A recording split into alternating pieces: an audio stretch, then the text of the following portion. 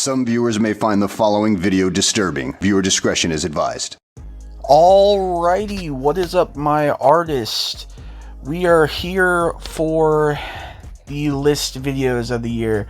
I usually do these every year at the end of the year.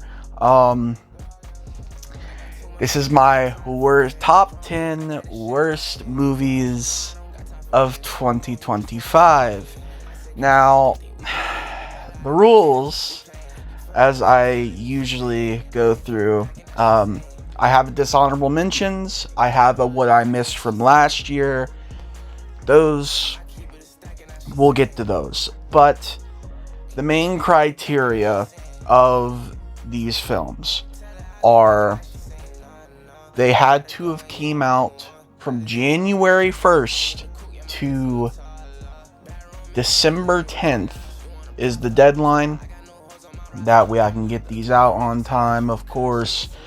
Only one movie per studio and franchise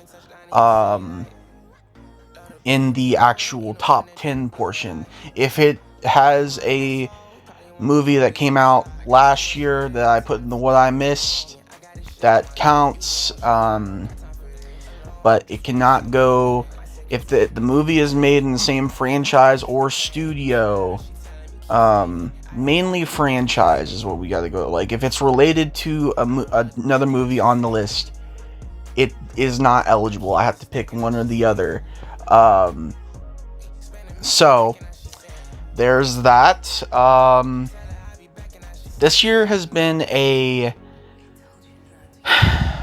good but very bad year as well when it comes to films. I will be honest, some of these films I'm going to be very harsh on. If you like these films, don't be upset that you like these films. You just like something that I can't, and I commend you for that.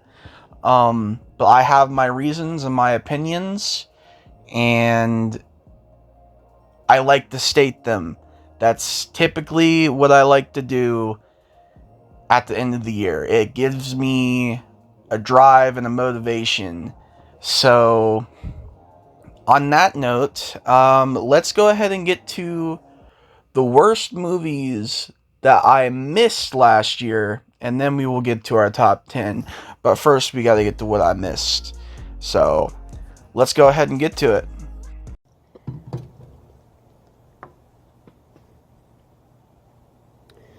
My disappointment is immeasurable, and my day is ruined. Alrighty, to get to what I missed this year, or last year I should say.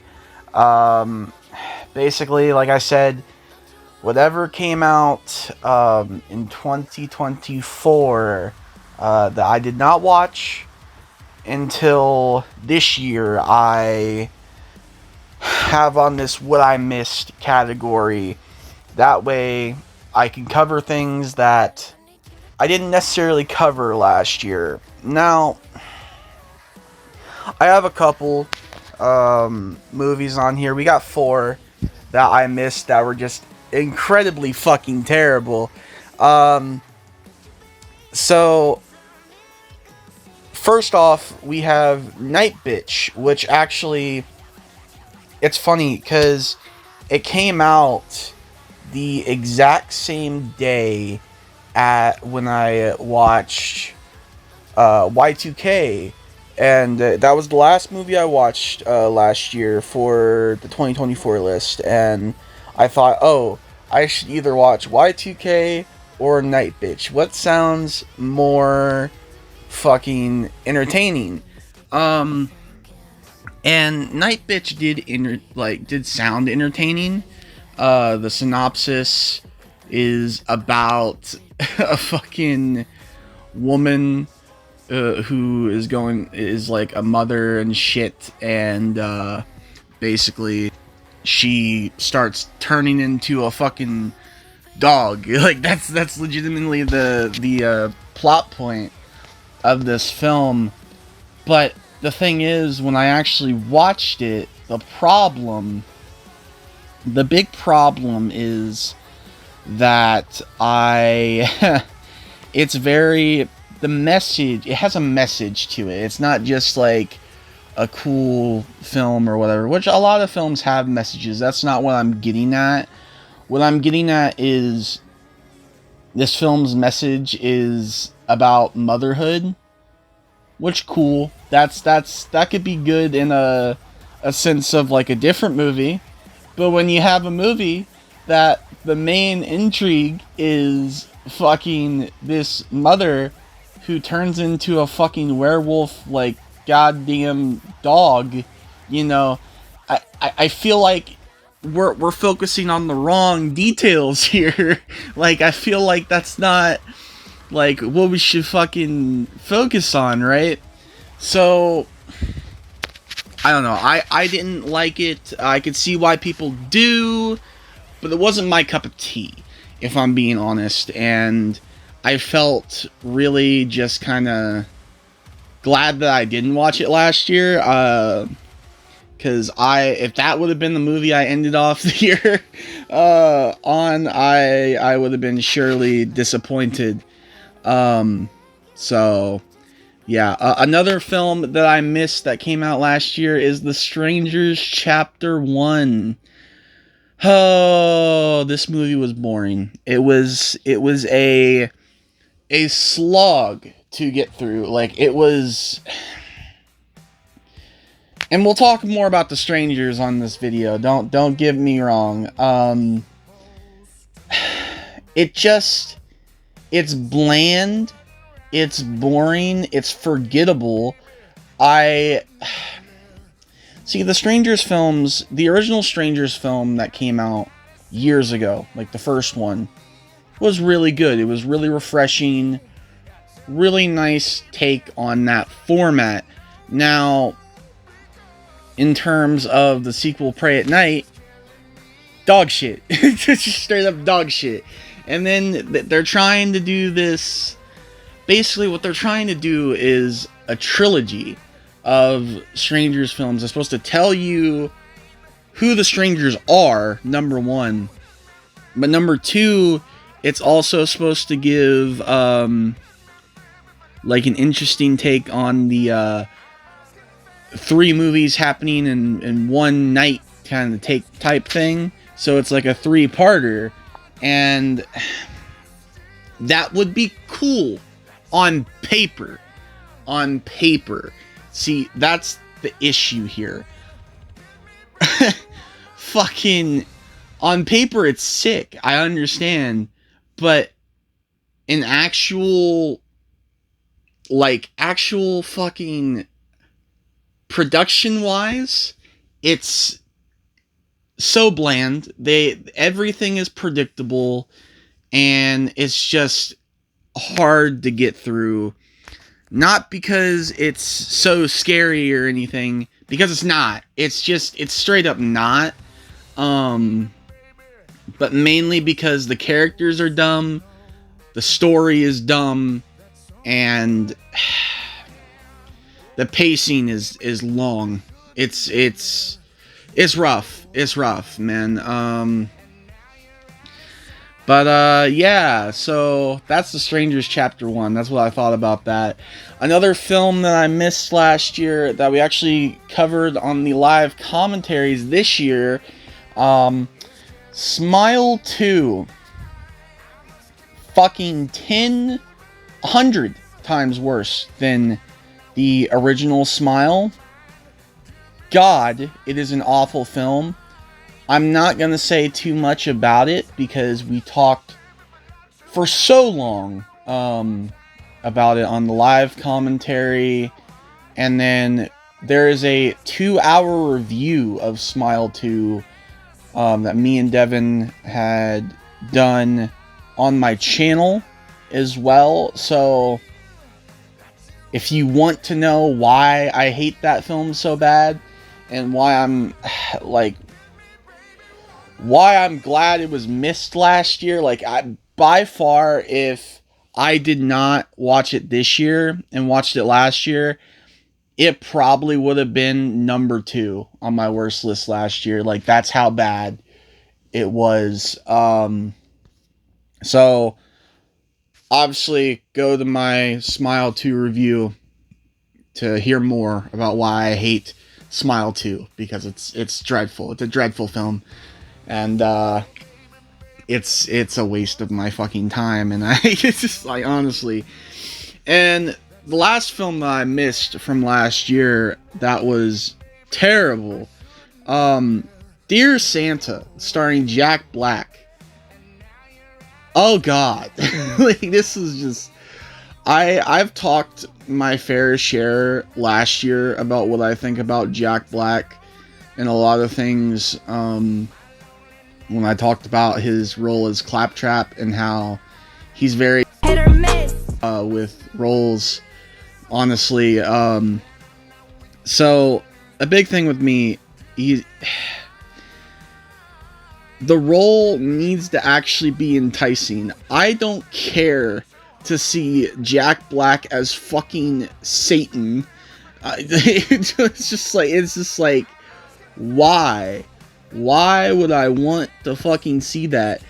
And it's ungodly cursed to see Jack Black running around with a child. It's like, oh, it's bad. But I don't have much else to say. Again, we covered this on the live commentaries as well, so go check that out if you would like to see fucking more of my thoughts on this ungodly, cursed fucking film that Jack Black stars in.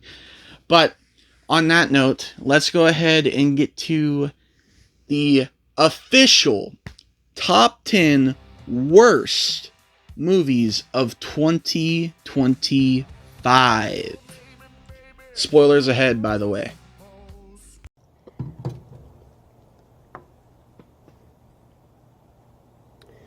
My disappointment is immeasurable, and my day is ruined. Alrighty, coming in at number 10, the wasted potential in this one, Chris Stuckman's Shelby Oaks. Now, this one hurt. I'm not gonna lie to you. This one was difficult to put on this list because as a YouTuber, right, I am very grateful that other YouTubers are getting into the actual realm of Hollywood and film and fucking directing and producing and all this shit, right? So when I heard Chris Stuckman was going to be making a horror film, I was very excited. I was very hype, because it's something that I'm passionate about, and the fact that somebody who I watched years ago is doing what I want to eventually do in my life gives me a sort of passion, more motivation to do what I do and continue to do what I do. Now, that being said, all power to him. I respect the hell out of him for even being able to attempt this and do this, right? But what a fucking disappointment.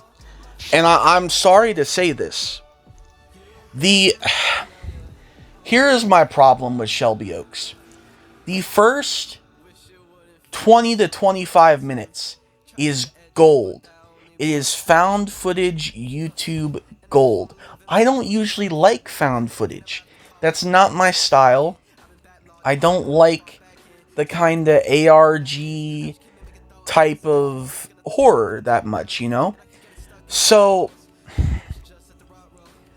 when I actually do see something like this and it intrigues me and it actually changes my view on something, it's a big difference. But then after that 20 to 25 minutes of just gold, it goes into movie trope after movie trope after movie trope, and they aren't good tropes. It's all of the bad ones, the cheap jump scares, the cinematography that makes it look like it's a Conjuring film, the actual, like, the dialogue is rough after a good bit of this film, and I don't know what happened, and I don't know what happened to the story. The story, it was so well versed. It was about a group of, like, paranormal investigators who just went up and missing fucking one day, and we find out that 3 out of the 4 have died, like, gruesomely, and one is still missing, the sister of the main character. And it was really intriguing the way they built this up during the first 20 to 25 minutes, and then they just shit all over it with the just fucking predictable plot, and then the groanable twist. I groaned audibly in the theater when they revealed the twist. So the twist, after the sister has been missing for like 5 years at this point, right? And everything like that, right? So we find out she's just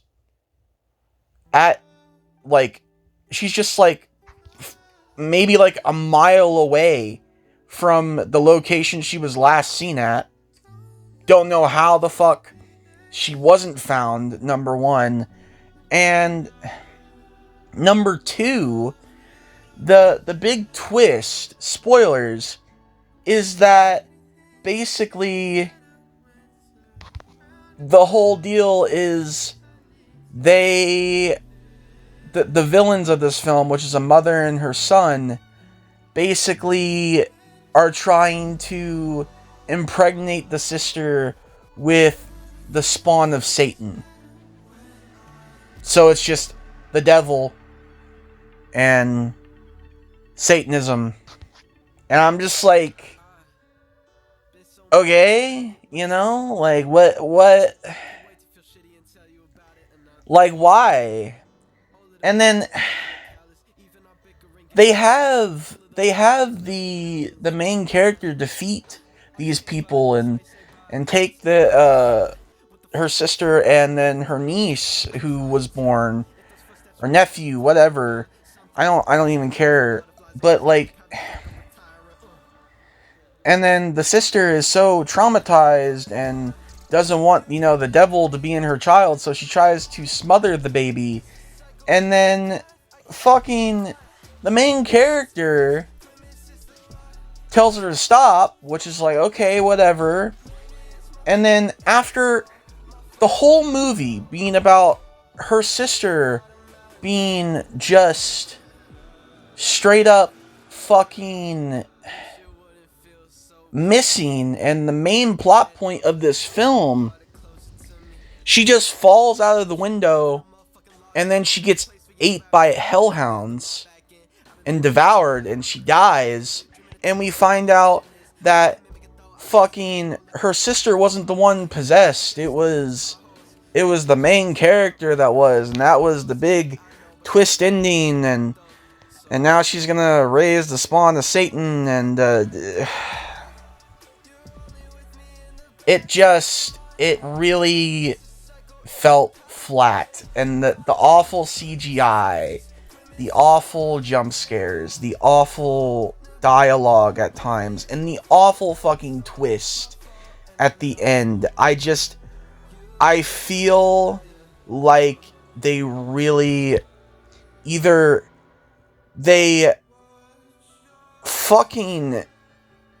Chris Stuckman sit there and didn't know what to do after the first 20 to 25 minutes, or he just phoned it in, because this was really disappointing. Like, I audibly felt like I felt so upset by the end of this that I was just like, wow, that was a waste of my time. And I just, it makes me afraid, because I know Markiplier is going to be having a film come out that he made himself as well, that might do well, might do bad, who knows. Hopefully it's good, The Iron Lung.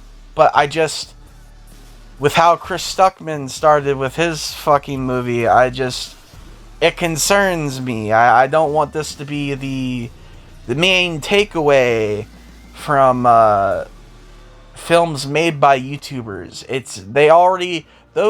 Films made by YouTubers already have a reputation when it comes to fucking goddamn channel awesome and, you know, such and such. But, you know, I wish it would have been more original. That's my big thing. I wish Shelby Oaks would have been more original and more thought-provoking, and more of what was in the first 20 to 25 minutes of the film.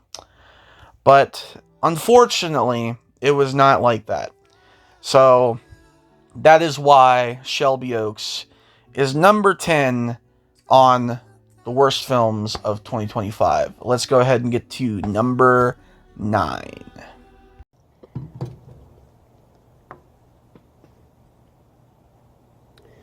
My disappointment is immeasurable, and my day is ruined. Alrighty, coming in at number 9 on the worst movies of 2025 list is The Electric State. Netflix. This starred Chris Pratt and Millie Bobby Brown. This is showing me even more, day by day, that Millie Bobby Brown, her only accomplishment in acting, truthfully, is Stranger Things. Because, man, this was bad. Really fucking bad and boring and just ass. Like,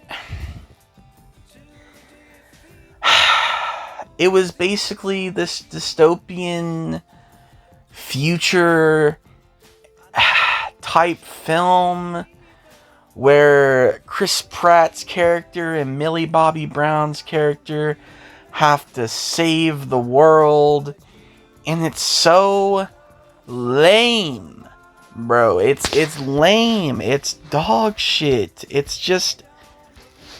It's a disaster class. Like, honestly, it's a rough watch. It's just boring. Honestly, it's just really, really boring. And that's unfortunately why it's on this list, because I can't tell you how many times I've seen a story exactly like this. And it tries to have inventive characters and all this fucking shit and everything, and I just don't care. Like, it doesn't give me a reason to give a flying fuck about any of these characters or any of the outcomes of this film. Like, honestly, it doesn't. It's just a disaster of a film. And it's another reason why Netflix just isn't good at making some exclusives. They spent over $200 million on the budget for this film and did not make it back whatsoever. That is a problem. A massive fucking problem. But who am I to say anything? Netflix is $1 billion company, and they're trying to acquire Warner Bros. So who the fuck knows anymore? But on that note, let's go ahead and get to number 8 on the list, because I don't have much else to say about The Electric State besides don't fucking watch it.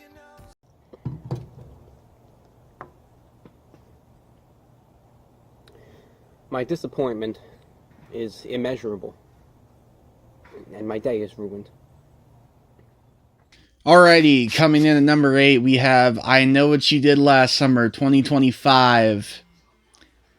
Fuck this film. You guys have obviously seen my review.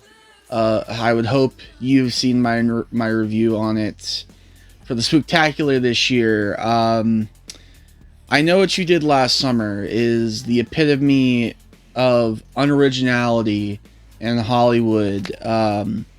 Mainly because we just keep getting requels and sequels and reboots and such, and they keep getting worse, if I'm being honest with you right now. My main issues with this film is the pacing, the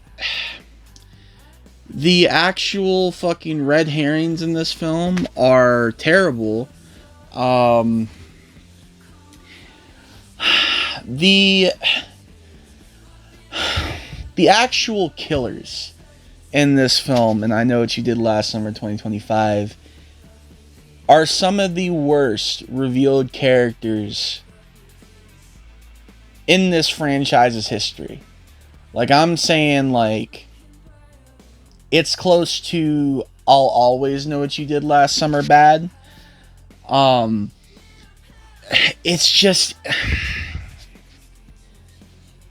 to make Freddie Prinze Jr. one of the killers is just a smack in the face to everybody watching, and the reasoning is so brain dead that it's the epitome of awful. I also think their cheap way of bringing in a cameo from Sarah Michelle Gellar is just it's so, man, it's so fucking terrible. Like, if I'm being honest, like, dead ass, like, it's such a cop out of a cameo, and you could tell they just did it for nostalgia, which is another big problem I have with a lot of requels and reboots and such. Fucking, I really fucking hate when fucking studios and directors and all these people will put something in a film, in a requel or a reboot or what have you, that's a callback or a cameo, and it's forced. I despise that. If it wasn't forced and it made sense to the story, okay then.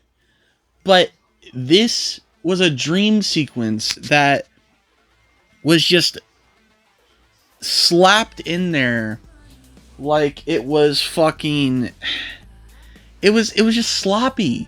Like, I have seen some bad cameos and things before, but this has to take the cake for one of the worst, and that's a big problem I have. Another thing is just the bait for a sequel. Like, that's what this whole movie was made for, a sequel, dude. Like, I personally, I do not want to see a sequel to this, because this film was that fucking bad. And see, the problem is it didn't make back its budget, box office wise. So maybe we won't get a sequel, and that would be nice if we don't. But my problem is, as well, is it got really good views on Netflix, and that streaming now, the sad fact is streaming is a big factor in sequels and producing films now as well. So no matter if it doesn't make its budget, if it gets a really good streaming record, or streaming, like stream time in general, or just the amount of streams it gets, it could lead to another sequel. And I personally do not want that, if I'm being honest. But that's just my opinion. I'm not saying that you have to have my opinion, you know. It's just me stating the facts of why I don't like this fucking film. So I don't know. Like, this film was just, it felt like a waste of time. And I'm, like I've said before, I'm more of a guy that likes originality in Hollywood. And at first, I was interested in this, and then once I watched it, I realized it's everything wrong with Hollywood. And that is my big issue with I Know What You Did Last Summer 2025. I don't know how else to say it. It's just a disaster of a film, and I hope they don't make a sequel, hopefully. But you never know, because Hollywood is Hollywood, and they tend to do stupid things sometimes, and it's never fun when they do dumbass fucking things. But I digress. So on that note, we will get to number 7 on the list. Let's go ahead and get to it.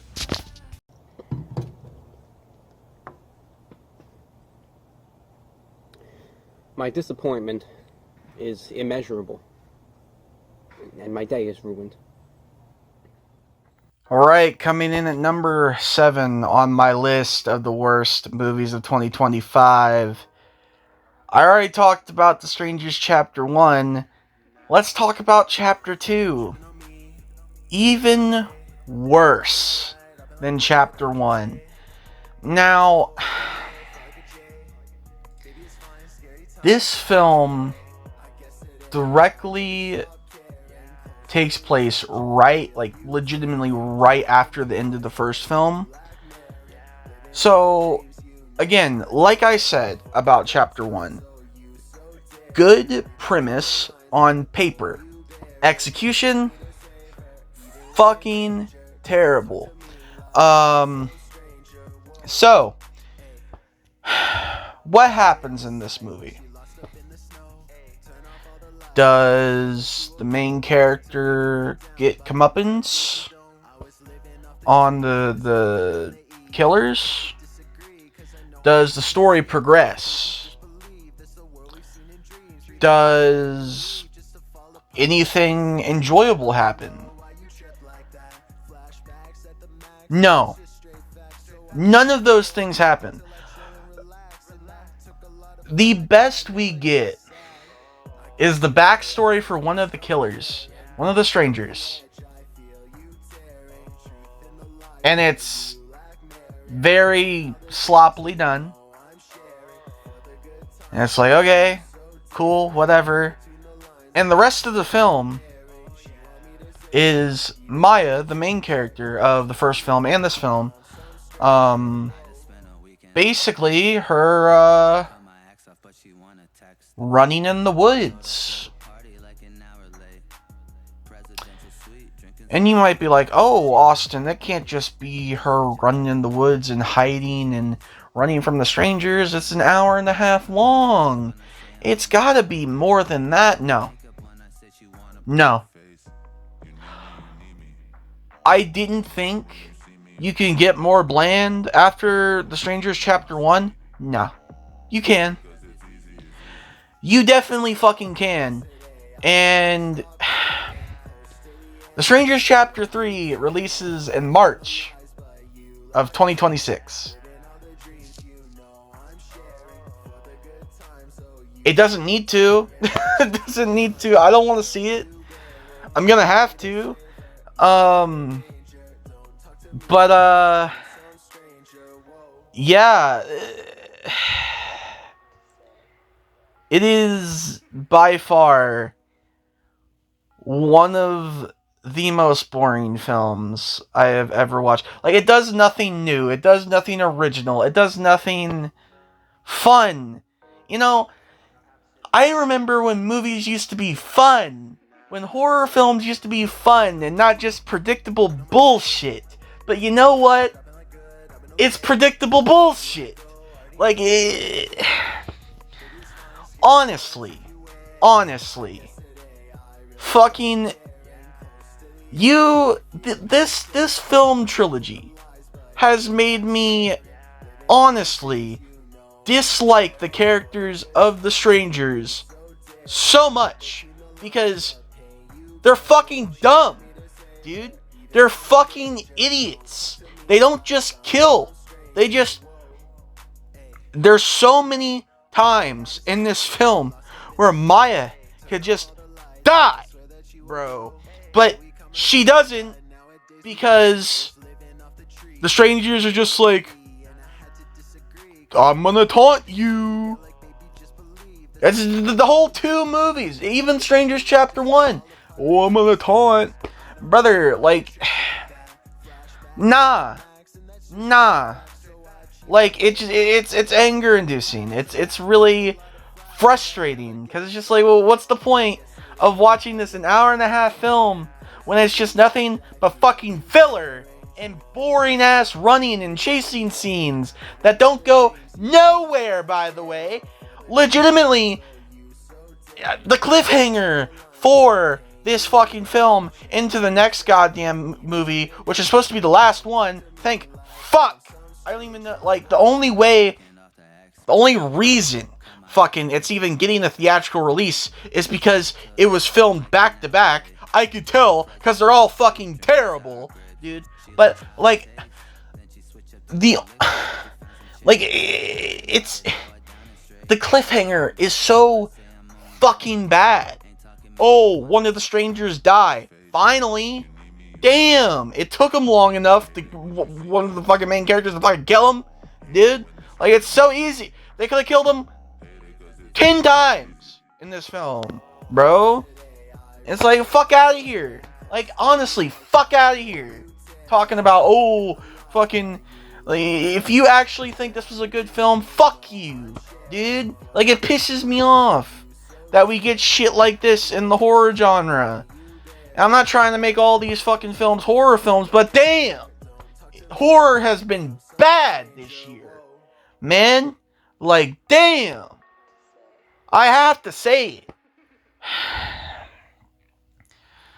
On that note, fucking on to number 6 on my list.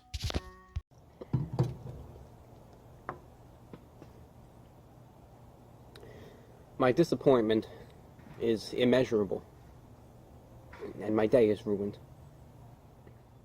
Coming in at number 6 on my list of the worst movies of 2025 is Drop, and this is a Blumhouse film.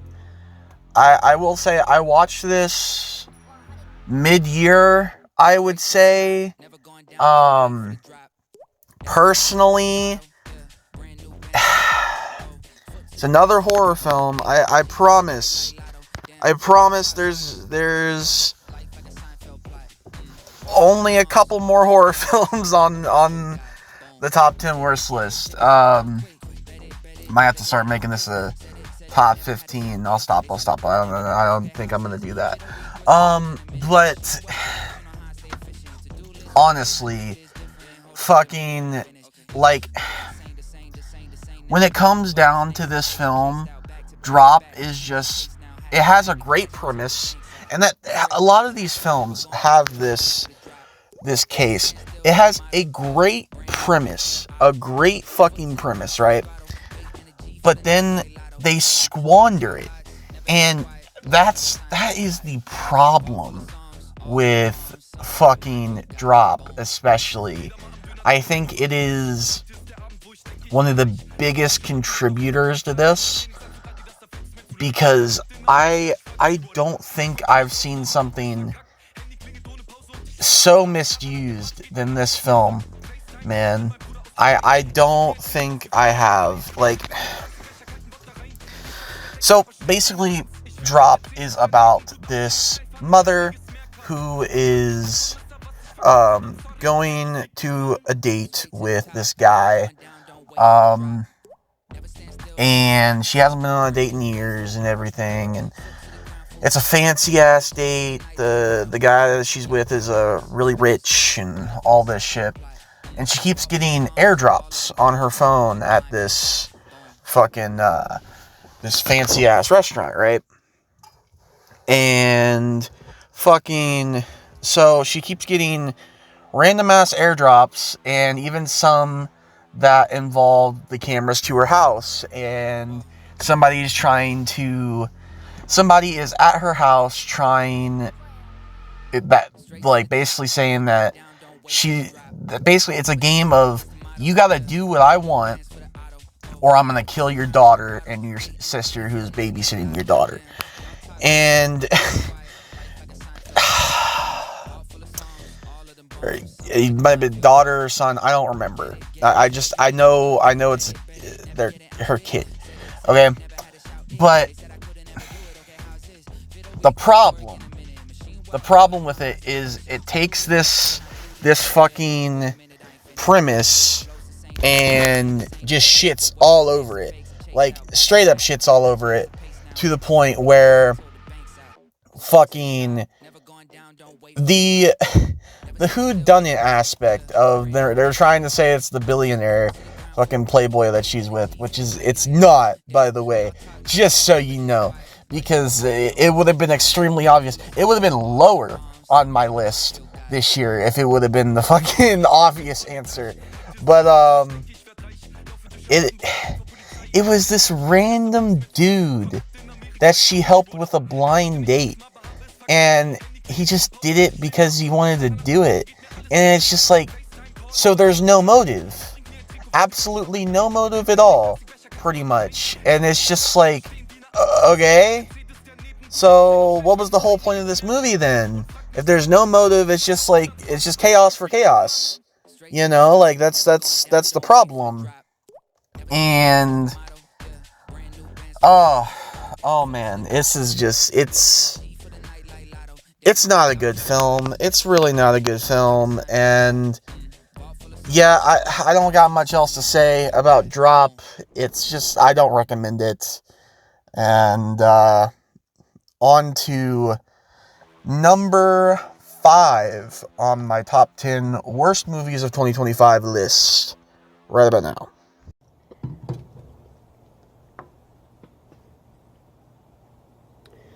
My disappointment is immeasurable, and my day is ruined. Alrighty, coming in at number 5 on my worst movies of 2025 is Bambi the Reckoning.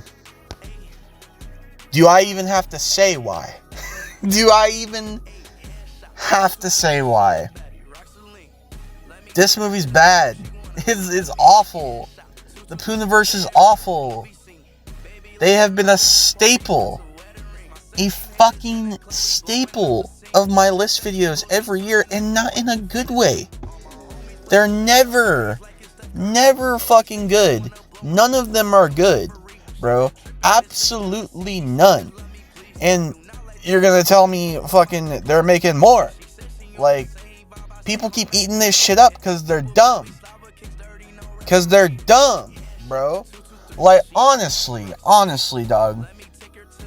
Why? Like, why are we here? Why are we here to watch this bullshit? I fucking hate the Pooniverse, and I hate Kyle for liking the Pooniverse. Like, I'm being dead ass. Like, these fucking movies suck. And this one was just awful. awful, man. Like, I had to choose between this one and Peter Pan's Neverland Nightmare. Yes, Peter Pan's Neverland Nightmare had some pedophilic undertones, which was terrible, by the way. But Bambi the Reckoning, it's outlandish with how fucking awful it is. And there's no point in these fairy tale fucking nonsensical horror films anymore. Like, I'm tired of fucking seeing them.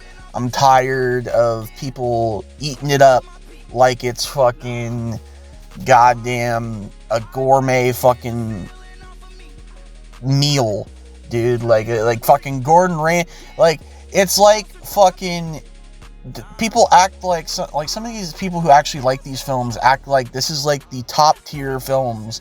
Like, bro, these films suck dick and cock, bro. Like, honestly, like I don't know why people fund these films. I don't know why people make these films. I definitely sure as hell don't know why people actually watch them. I only watch them because I'm forced to half the time by Devin. So, fuck Bambi the Reckoning, okay? Fuck it. Fuck this film. On to goddamn number fucking 4 on my list.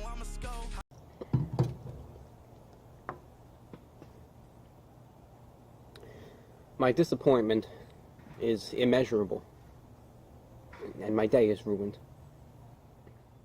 Coming in at number 4 on my list is War of the Worlds, starring Ice Cube. Oh god, this was something.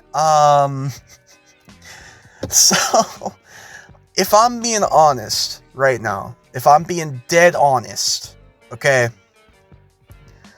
I'm pretty sure Ice Cube just took a paycheck, because there's no way he actually decided to act like this, and he's actually taking a role seriously. This is not him taking a role seriously.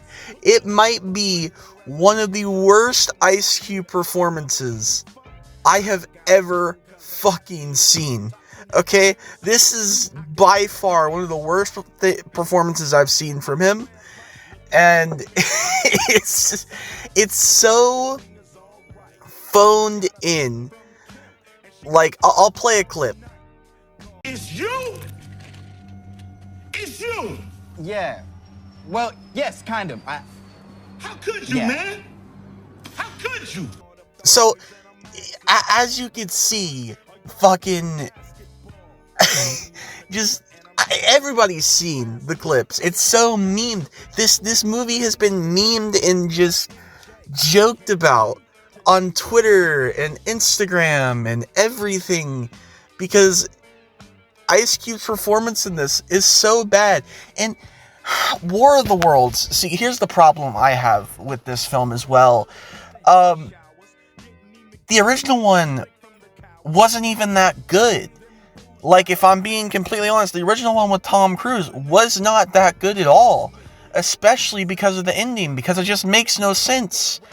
And everything. So, safe to say, watching this War of the Worlds and seeing how awful it was and just terrible.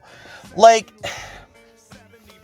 my thing is, I've never liked the setup of the unfriended technique, where it's all on the computer.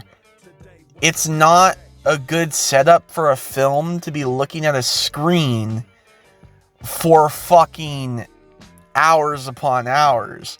Like, for an hour and a half, I don't want to just look at somebody's computer screen while they're FaceTiming 60 different people. You know, it's not a good filming choice. So, for that to happen for a reboot of War of the Worlds, which was even though the original wasn't that great of a film, it was a monumental box office success. So for them to take that success and just give me Unfriended with Ice Cube, it is by far one of the stupidest things I have ever seen. And it's actually just dumb. And then we bring in all these elements about hackers and Anonymous and this whole league of fucking like renegades trying to take down the government, and one of them is Ice Cube's son, and fucking, oh well, you know, goddamn, Ice Cube doesn't like that he does all that. But you know what? In the end, they're gonna have a father and son bonding moment and join forces to stop the War of the Worlds. And it's just like, what Disney shit is this? Like, what the fuck are we doing? Like, I don't know, man. It is one of the worst reboots I have ever seen, because it's so laughable that they take this seriously. Besides Ice Cube, I don't think he took a fucking shit seriously in this film, because I want to see the blooper reel. Because I genuinely want to see the blooper reel, because I bet your fucking ass that Ice Cube has so many bloopers, because this movie looked like a fucking joke to him. Like, he fucking, like, genuinely. Like, he fucking looked like he's just not taking anything seriously. And then we're like, when he thinks his daughter's dead, he's just like, fuck. Like, that's all he's saying. Like, it's just like, brother, no, that's not the reaction you want to give. Like, it's laughable, his performance in this film.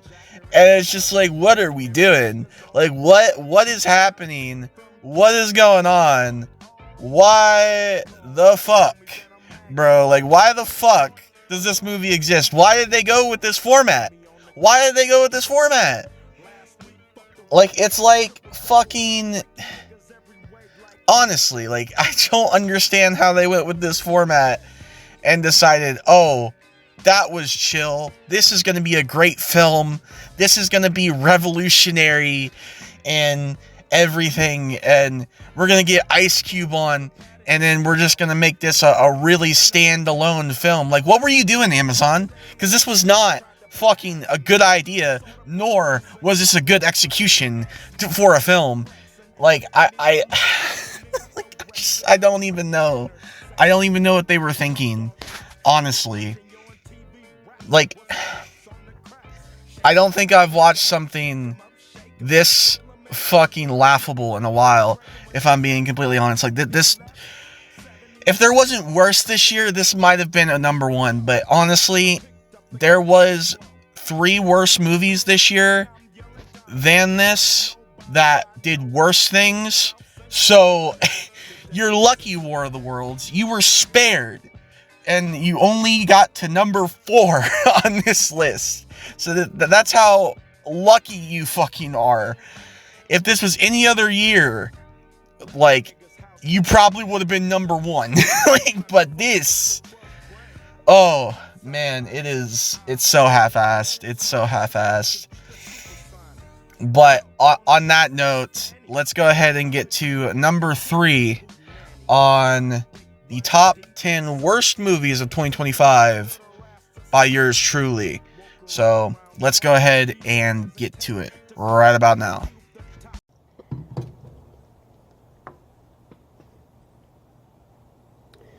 My disappointment is immeasurable, and my day is ruined. Alrighty, coming in at number 3 on my list is Hurry Up Tomorrow. Now, you guys might ask, what is Hurry Up Tomorrow? I don't know if you've heard of this film. Little backstory. So a couple years back, I was originally going to do a Austin the Artist review on the short-lived limited series made by The Weeknd and starring The Weeknd, who I despise, called The Idol. So, the thing is, I watched the entire show. I did. But to this day, it was so bad and so god-awful that I could not make myself review it, right? So, imagine my disappointment when I saw it, when I was watching a movie in the theaters and I saw the trailer for Hurry Up Tomorrow, starring The Weeknd as himself this time, and Jenna Ortega. Now, going into this, I was like, okay, I don't like The Weeknd. I hear his music everywhere. I'm sick of The Weeknd. I hear his music when it comes to WrestleMania. I hear his music when it comes to fucking goddamn work. I hear his music just in general everywhere, right? And I'm tired of it, okay? I'm tired of The Weeknd. And then we get to this, and it's fucking a movie about The Weeknd. Basically, it's about him breaking up with this girl and then getting involved with this fucking fan played by Jenna Ortega, right?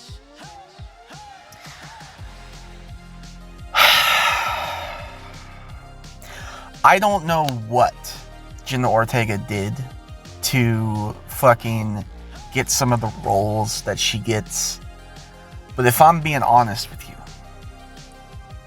she is starting to become hit or miss when it comes to roles. I used to see a Jenna Ortega fucking like credit, and I used to be like, okay, I'm excited for this, what have you, right?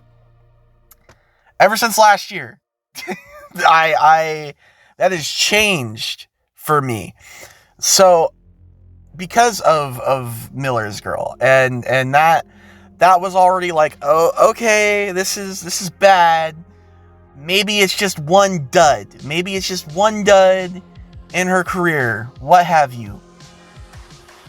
And then I see she's in this, and I'm just like, what did you do? Like, what happened to your credits? And then I also watched Wednesday season 2, and I was like, oh, this isn't good. This is like, it's just like, oh, okay, what's going on? Like, what is going on? And I've come to the conclusion that I'm pretty sure her acting ability is 50-50. So, because like I said, last year she had 2 films that I had seen. And it was Miller's Girl and Beetlejuice. I liked Beetlejuice. I just didn't like Miller's Girl. I really didn't like Miller's Girl. This year, she has this, Death of a Unicorn, and Wednesday season 2. That's all she's had that I know of. And if I'm being completely honest, this year, none of those have been good. We'll talk about Death of a Unicorn later, but none of them have been good. And a big part of it is because of just why the fuck did she take this role with The Weeknd? The Idol was terrible, bro. The Idol was one of the worst things I've ever seen. Now, when it comes to this is one of the worst movies I've ever seen.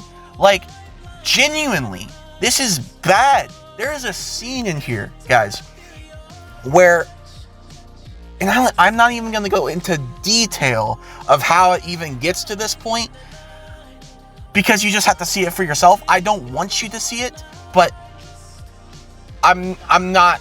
I'll show the clip.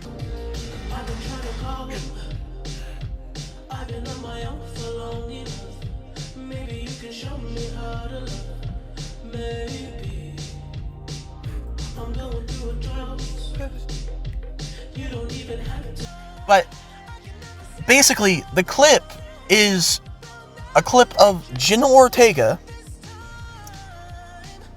playing Blinding Lights when The Weeknd is tied up on a bed, and she's playing Blinding Lights, and she just starts dancing. And I'm just sitting here, I'm dumbfounded, jaw to the floor, because it might be one of the worst scenes I have ever seen filmed. Ever. Dude, like, I also credit this film as one of the worst this year because of just Abel. What is your acting ability? Your acting is awful. It's horse shit. Like, I don't think I've seen some bad actors and actresses in my time, but The Weeknd needs to stop. Like, he just needs to stop. Acting is not for you, bud. It's really not. And whether it's him talking about fucking the little pussy till it comes in the fucking Idol, or fucking this where he's struggling to say basic lines like shut up. Like, it's just like, how is that possible? How is that even fathomable? Like, I don't understand how you could be such an awful fucking presence when it comes to acting and still get roles. The only way I could see it is because this was his film, regardless, but also he's the fucking Weeknd, so it's like, oh, he's a famous singer, whatever, we'll put him in this movie. And yeah, it's just like, I don't know, dude. Like, it is one of the worst movies I've seen this year. It is in the top 3, and that is saying something. When a movie is in my top 3 worst, that's saying a lot. Hurry Up Tomorrow is a god-awful film made by a god-awful music artist starring Jenna Ortega. I hope her career recovers. I really do, because damn, it's struggling right now this year. It's really struggling a lot. So yeah, that was Hurry Up Tomorrow. I would mainly say hurry up and don't watch it. Or if you do, hurry up and get it over with. Yeah, I'm gonna hurry up and get to number 2 on my list.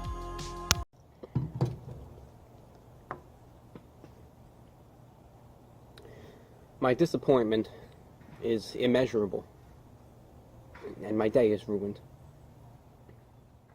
Coming in at number 2 on my top 10 worst movies of 2025 list is Snow White, the remake. I swear to God, I feel like it's every year there's a Disney fucking remake on my goddamn worst list. I don't remember if there was one in 2024, but I know for a fact there was one in 2023 on my list. Snow White.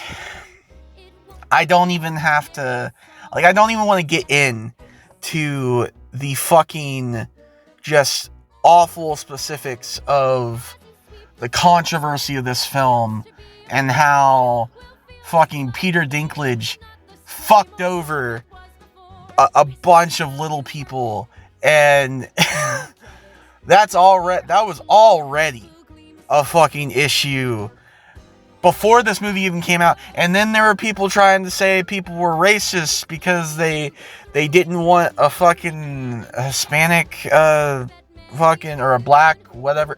I don't know what Rachel Zegler is. I'm not gonna do my research. I don't care, bro.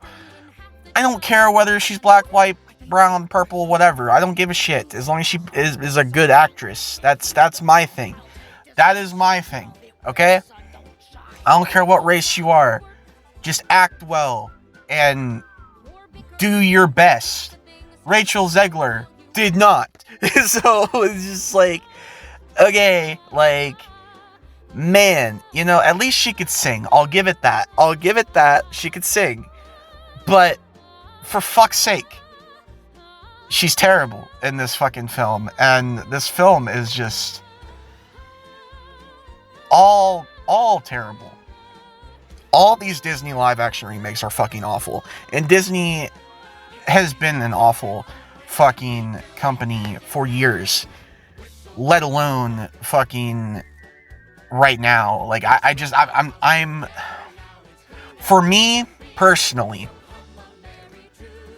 I've said it time and time again, these Disney remakes are fucking atrocious.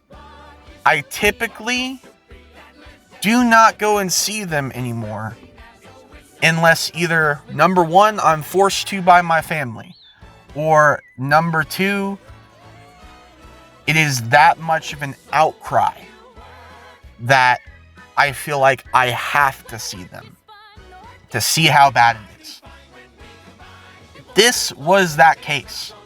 There was so much of an outcry and so much of just a fucking disaster and disaster in production and just controversy, even on fucking Fox News, that I needed to see how bad this train wreck really was, okay? And it's bad. Acting's bad. The CGI is terrible. The pacing is awful. The songs that they add are meaningless and terrible. The added time is just disastrous. The fucking plot point of, oh, well, this whole film is actually about how Snow White doesn't need a man and she could be, you know, good on her own as a woman, which, that's fine. I don't care. I believe women can do everything that men can do at equal rights, right?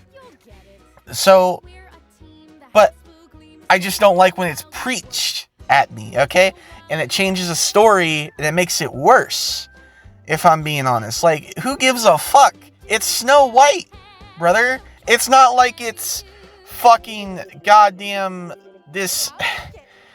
Like, brother, I watched Snow White as a fucking goddamn kid, and I didn't think, oh, well, because Snow White's so vulnerable that she needed a man to help her, that means that women don't know how to do shit. That's not what I know. That's not what I thought as a kid. I just thought, oh, Disney movie. It's a fucking Disney movie. Not a fucking goddamn, like, it shouldn't be that hard.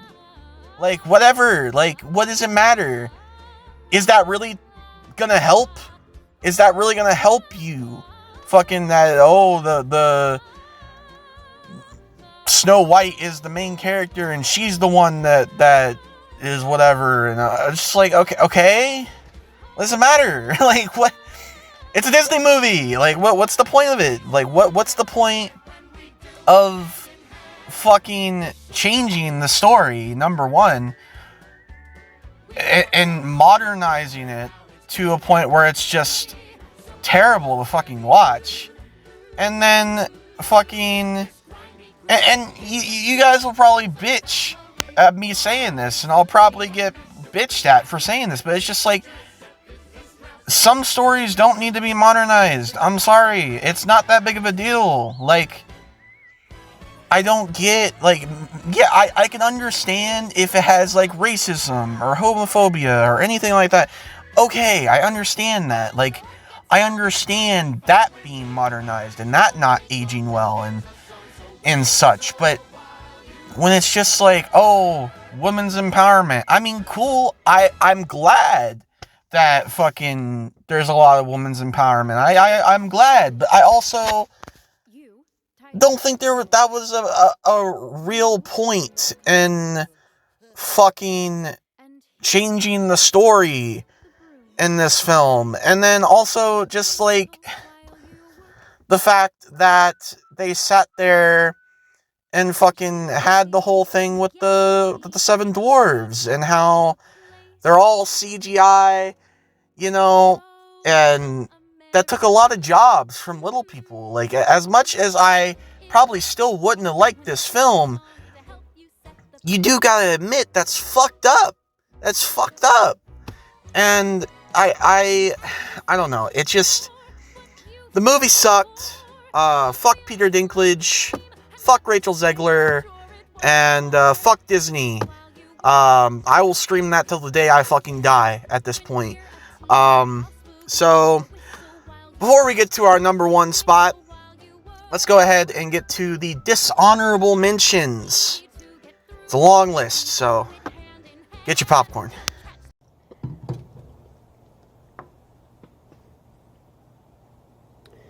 My disappointment is immeasurable, and my day is ruined. Alrighty, on to the dishonorable mentions. Now, typically, when it comes to dishonorable mentions, they're stuff that have teetered to almost be on the worst list this year. A lot of them are either just boring or just plain bad, but just not bad enough for it to be on the official list. Right. So, first off, we have Peter Pan's Neverland Nightmare. It was fucking atrocious, don't get me wrong. But the reason I put it on my dishonorable mentions is because I could only pick one to be on the official list. Made by the same studio. So that was a rule of mine. And it was made by ITN, so I kinda couldn't put it on my worst list on the official list. It was a bad film, very pedo-ish, very just awful. Like,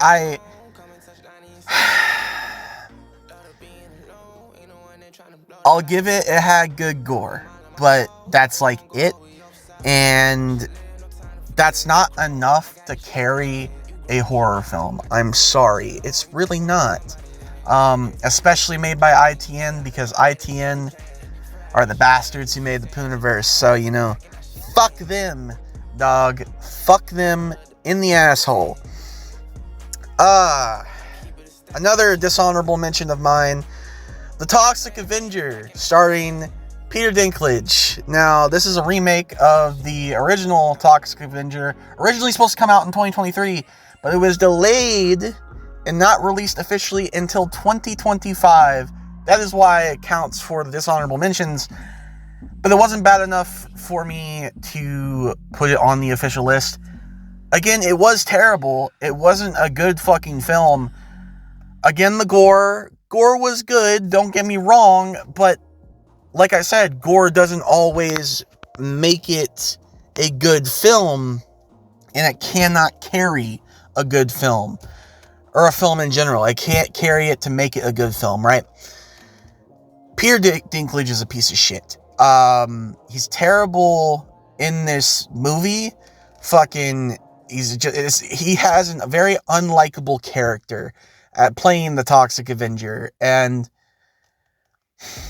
maybe it's also because I have never seen the original Toxic Avenger, and that's on me, okay? Like, what have you? Like, I don't watch every fucking film on planet Earth, okay? Maybe I'll get there one day, but right now, no, okay? I just cracked over 1,000 in my lifetime, so you gotta cut me some slack.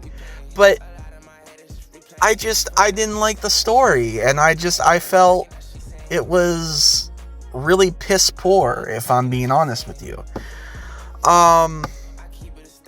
Also, on my dishonorable mentions, The Smashing Machine, starring Dwayne "The Rock" Johnson. It was a biopic of the fucking UFC fighter and MMA fighter fucking Mark Kerr. If I'm being honest, a lot of people said that The Smashing Machine was one of The Rock's best performances. And you know what? I don't think it was. I think it was very kind of hammed up, if I'm being completely honest with you. And I don't know. It didn't feel like a movie that I could sit there and watch and actually enjoy the story, like, for example, like the Iron Lung. It didn't feel like that to me. And it's a different sport, obviously, but it's just, I feel as if the acting could have been better, and the story could have been more grounded, if I'm being honest. Like, all respect to Mark Kerr, I believe his story is very tragic, but also, I just don't think this movie does it justice. So that's one reason I didn't really like The Smashing Machine. Of many reasons. Next we have Love Hurts. It just seemed like a very piss poor attempt at like an action film, kind of like a John Wick type deal, but with a romantic setting. And see, the action isn't as good as John Wick, nor is the story. It tries too hard, and I don't like movies that try too hard, so that is why it's on my dishonorable mentions. Another one we have, You're Cordially Invited, on Amazon Prime. Also, it's just a boring film. I don't really have much to say there. It's just really boring, if I'm being honest. Another Amazon Prime exclusive that we have is Playdate, starring Kevin James and fucking goddamn what's his fucking name that plays in fucking he's a big fucking dude. All I know is he's a big dude. He's a good actor in fucking in one show. I can't remember for the life of me fucking what his name is. But this film, it's classic bad Kevin James comedy, and that really weighs it down. So dishonorable mentions, please and thank you. On to the next dishonorable mention, Fear Street Prom Queen, exclusive to Netflix. It was just kind of piss poor, and it's supposed to like kind of be a spin-off of the first three Fear Streets that they had a couple years back, but see, this one isn't connected to those three, nor is fucking it anywhere near as good as at least the first Fear Street. So I have to say it's just not it, if I'm being completely honest with you. Another dishonorable mention is Death of a Unicorn, starring Jenna Ortega and Paul Rudd. Interesting premise, just falls flat. It really does. And the whole just story about the dad and daughter not getting along, and the dad being whatever about his job, and then daughter getting upset. It's been done to death. It really has. It's not a fresh story. Just it wasn't really that good execution wise.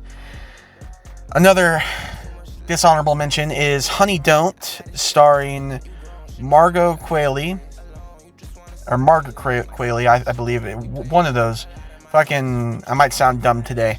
I'm tired. Okay, but fucking, this disappointed me mainly because I really love this actress.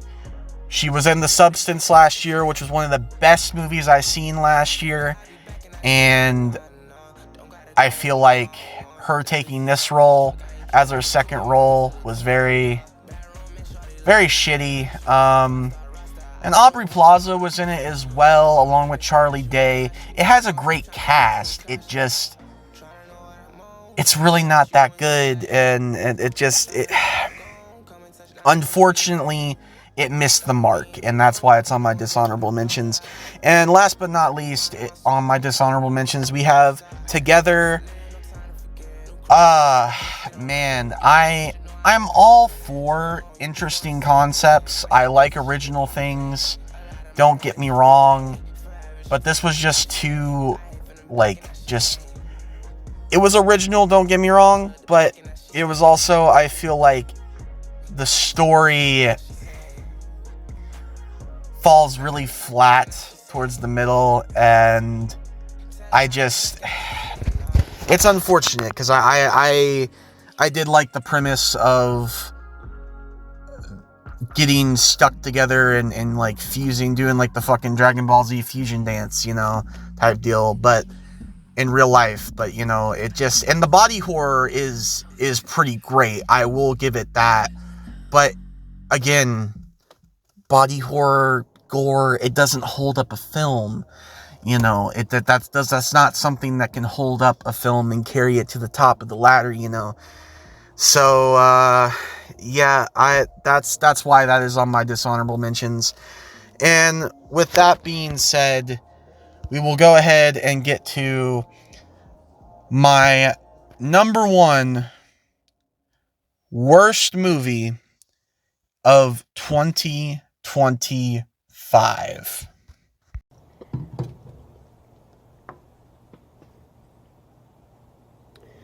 My disappointment is immeasurable, and my day is ruined.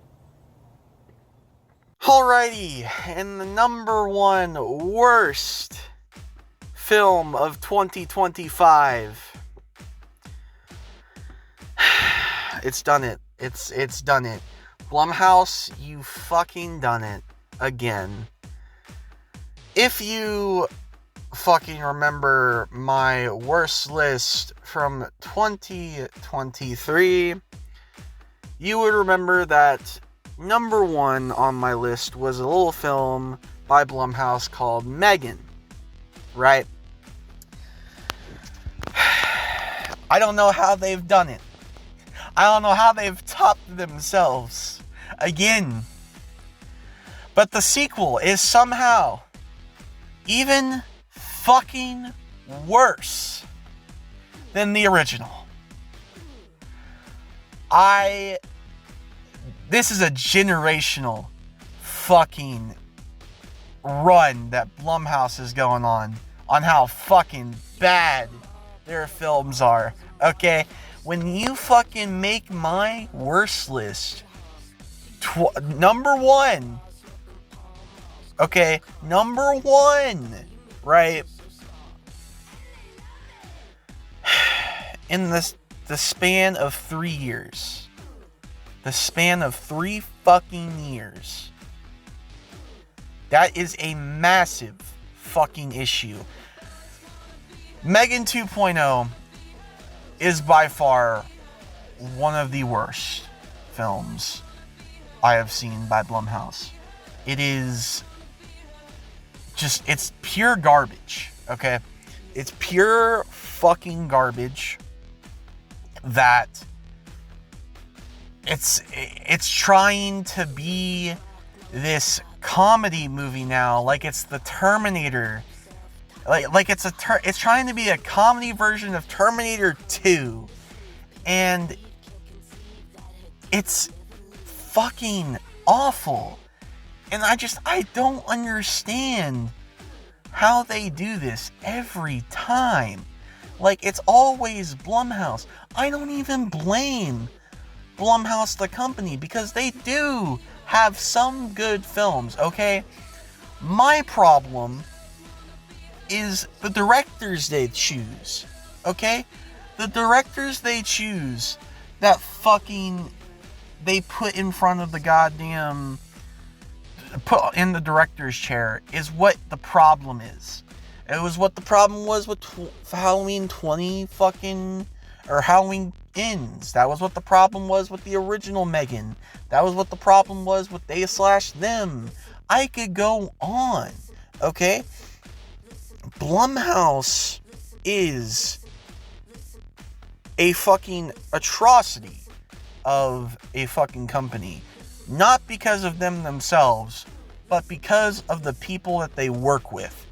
The fact that we keep getting films like this is just awful. And the fact that people fucking keep eating it up like it is fucking gourmet food. Fuck all of you. Okay? I've got to be honest with you. Like, this is the epitome of bullshit, these films. And Megan 2.0 is worse than the first. And it's predictable again. And it's just fucking unserious, unfunny, unlikable. And I'm sorry. I hope this does not get a sequel. I hope there's no spinoff. There's supposed to be a spinoff. I hope it gets fucking canceled. I hope fucking a lot of these films that Blumhouse makes either they get better at directors or just get canceled, if I'm being completely honest with you. But it's not gonna happen, because, you know, I'm in hell always. When I see that Blumhouse logo, I want to cry half the time. But on that note, we will go ahead and get to the outro of the video. And yeah, on to that. Fuck Megan 2.0 and fuck Blumhouse, the fucking cunts. Alrighty, that was my top 10 worst movies of 2025. I feel very confident in this list this year. A lot of bad films. I just am very grateful that this year is over and all the bad stuff that I had to talk about is over. Now on to the next video, which is going to be my best list, of course, and that I'm excited to talk about. Movies that I really enjoyed this year. There was a lot of movies that I enjoyed this year, so I am excited to get to that. The next time you will see me upload will be that, I promise you. It will come out on the 31st of December and everything. So with that being said, thank you guys for watching my top 10 worst movies of 2025. I always enjoy doing this every year. It drives me. As much as these are terrible films, it drives me. And I'm grateful for my content, grateful for the year I've had. I'm grateful for all the people I could help entertain and everything. And normally with going through pain in my case. But with that being said, I will see you for my best list, which is going to be exciting. And thank you guys for watching. And peace, guys.